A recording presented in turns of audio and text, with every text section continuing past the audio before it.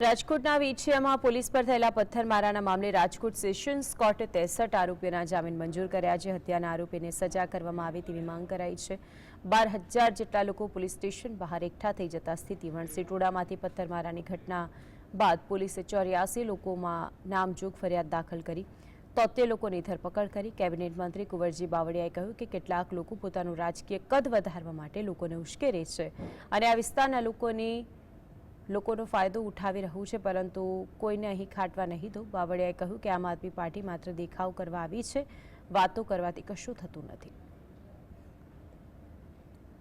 કેટલાક લોકો જે ગુમરાહ ફેલાવે છે કે કોળી સમાજ નહીં, એમાં કોળી સમાજના હતા અને અન્ય સમાજના લોકો પણ આ જેલમાં હતા।